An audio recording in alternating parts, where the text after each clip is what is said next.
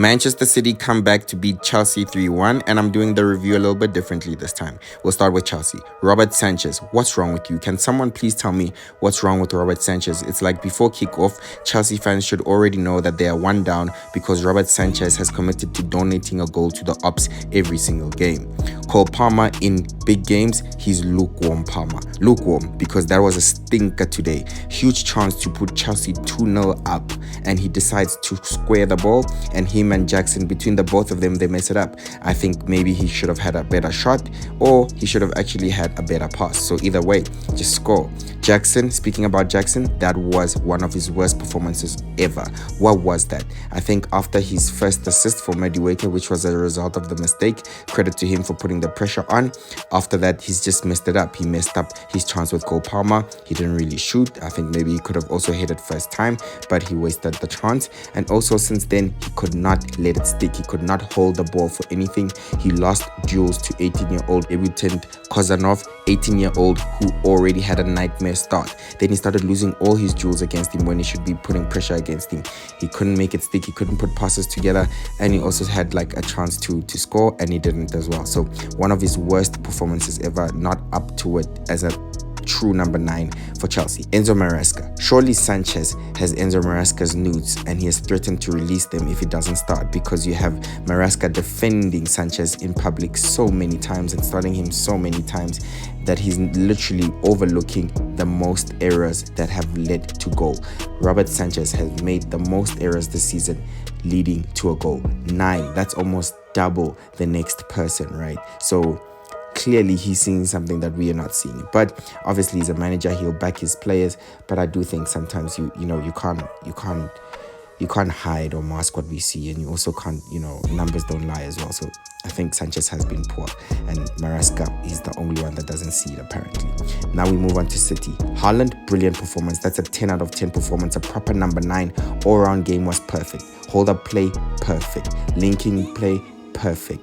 Literally got an assist for the Foden goal and also got a crucial goal, running the channels, running in behind, was not afraid to go 1v1 against the defender, and it was a brilliant goal for his goal to give City the lead. Literally won the game from Man City when City needed it most. Perfect game.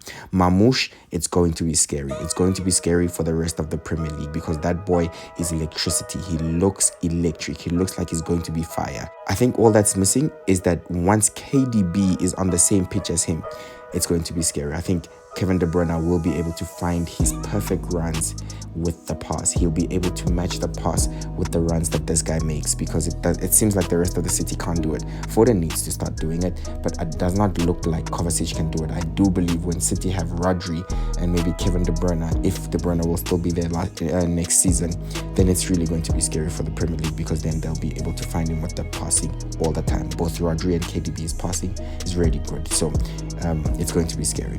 Kozanov, it's okay. It's a nightmare start for him. He made an error within 3 minutes that led to Chelsea goal. Then he made a bad tackle against Cole Palmer and he got booked. Within 3 minutes, he had given the ball away 3 times. Again, one leading to a goal, and also got booked. Nightmare start. He probably felt like it was a dream going all around, but the fact that he recovered is amazing. He then started winning all his duels against Nicholas Jackson, started making good tackles and getting his passes right.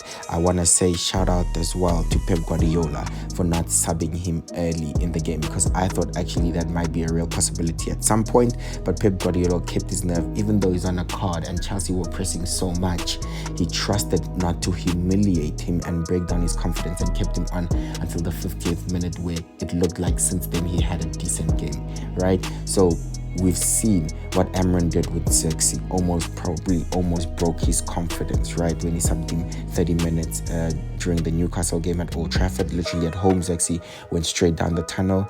We've seen it also in South African football with Bradley Cross, who was crying after Coach Nabi subbed him also after 30 minutes, right? So shout out to Pep Guardiola for preserving and maintaining a player's mental health. Debutant from Uzbekistan, biggest game of his life. No one from Uzbekistan has ever played, I think, in the Premier League or for Manchester City. So a lot of eyes were on this man, and he was nervous, and it's okay, it happens. Haaland literally missed an open goal on his debut for Man City in the Community Shield against Liverpool, and Darwin Núñez came off the bench and won the game for Liverpool, and everyone was saying, Darwin Núñez is even going to have a better legacy than Haaland. Then Haaland went on to win the treble and finish second behind Messi in the Ballon d'Or and break all the goal scoring records and win Golden Boot. So, it's just the start. It does not necessarily mean his whole career at City will be a failure. And I don't understand as well, maybe the pressure of now social media and the Premier League. People are writing off players literally in their first season or in their first start, like Lenny Yoro, like Xerxes, like now Kozanov. I think we're judging too early right now in the Premier League as fans, and we should do better. Foden, the gun is loaded and this blood is just spraying. Everyone is getting it. He's being so consistent, and every game he's releasing. Foden is back, ladies and gentlemen. Foden, the Premier League player of the season for last season, he's well and truly back. Bernardo Silva, that is the type of performance where you have to give him his flowers. This is why he's one of the most unique players in the world. How do you measure Bernardo Silva? You don't necessarily measure him with goals and assists. You don't even really expect goals and assists from him. But how do you measure the fact that he realized that after the error that Kozanov made, he went and always was next to him to support him, to give him an option to pass to get his confidence up, to feel safe, to feel protected, literally for the next 20-25 minutes until halftime, right? Even after halftime, until he got subbed off, that's when you saw Bernardo Silva moving further forward. But he made him comfortable. He felt supported. How do you measure something like that? How do you measure the fact that he runs more than anyone in the pitch? Clearly, more than anyone in the pitch. He was everywhere, literally in the wings, far at the back, defending. He was everywhere, this boy. So there are some things that Bernardo Silva will give you every single game, and that's 100% effort. He does not have to have the goals, the assists, or great performances, but you'll get 100% effort from Bernardo Silva. And again, that is something that's immeasurable. He'll put a tackle in big games. He'll usually get a card. He plays with passion. He will sacrifice himself for the team. Literally captain worthy material, and I love the fact that he got the armband, right? I think he's totally deserving, because he might be small in stature, but he's actually huge in character. Bernardo Silva, what a performance, and for me, he was man of the match. And it looks like Man City are building confidence in the Premier League, at least, right? They have not lost in a while now, and they've now beaten Chelsea and leapfrogged them to 4th place. So City are 4th now, top 4. It's going to be interesting with all the difficult fixtures that are piling up for City. City just played Chelsea, who were in the top 4 before the result of this game, and they were still going to play Nottingham Forest away, and they're still going to play Liverpool at home, and they're still going to play Newcastle as well at home. So it's looking like a difficult run in the Premier League, at least for City, mixed up with that huge Champions League clash, Club Brugge, next week, where it's a must win for City to make it to the playoffs of the round of 16. But I think the extra 2 games will do City good. I do think City will beat Club Brugge, especially with the type of performance that they put in tonight. City should beat Club Brugge and they should make it to the playoffs. And I think with the type of performance that City are putting in, those 2 extra playoff games might be necessary to put City back on form, and give the debutants more opportunity to get used to the Man City system and Pep Guardiola's coaching and how City play, and the other players and their teammates. So actually, overall, the 2 extra games might do City good, and I do think City will be in the draw for the Champions League round of 16. With that being said, what a performance by City, what a game. I do think Chelsea did not really offer much after the first 5-10 minutes of the game, and I was so disappointed. City looked like they were there for the taking, especially after the start that Chelsea made, right? So Chelsea should have literally not taken their foot off the pedal. They should have had their foot on the necks of Manchester City and pressed them for days, not give them time on the ball. Don't let them breathe. Be brave. Go get a second, because Chelsea are always conceding goals. Even against Wolves, they conceded. Chelsea will always concede a goal. So if Chelsea do not have a comfortable 2-goal, 3-goal lead, then there is a huge chance that they might not win this game. And now for Enzo Maresca, it's looking bleak. 1 win in the last 6, many draws and a few losses in there. It is looking bleak, and maybe Chelsea are starting to revert back to factory settings. Since Chelsea said that and Enzo Maresca specifically, that they're not in the title race. When they were doing well, they were second, not too many points behind Liverpool. And it looks like from that time in December, late December, to now in a month, they've only gathered about 5 points. That's less than 2 wins in a whole month. That is poor form.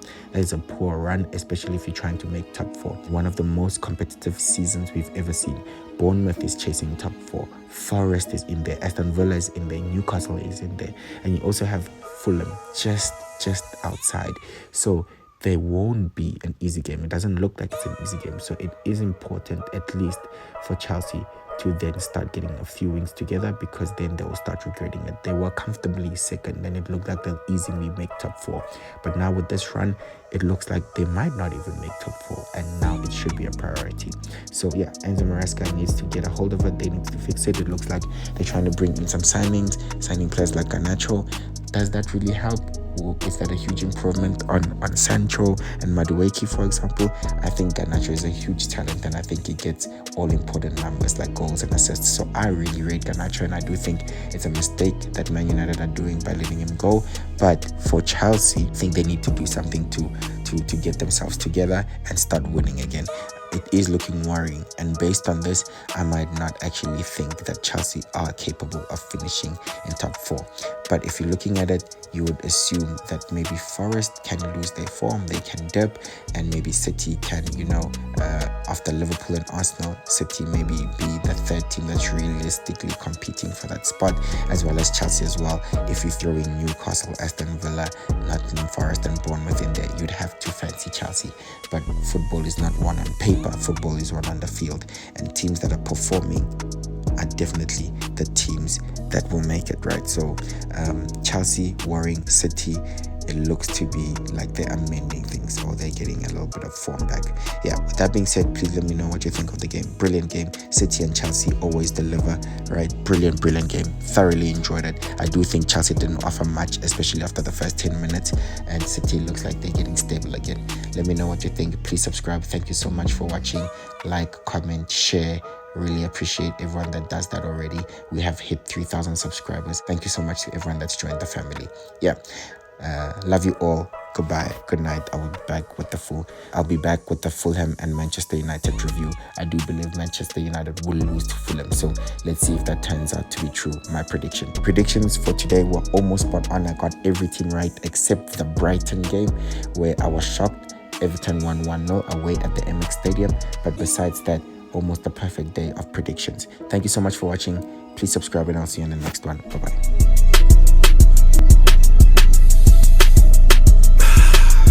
This is the 7th time.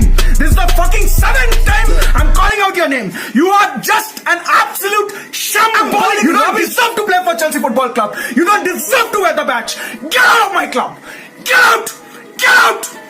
The club is paying you grands and grands of money, grands and grands of pounds, grands and grands of euros. Not for you to sleep, not for you to fucking sleep, daydream sleep, and behave like Pablo Escobar with a weed. Get out of our club! He's done it again. Ladies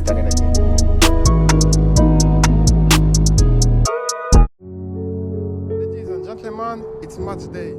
We'll be there. Do you care though? Who will be there?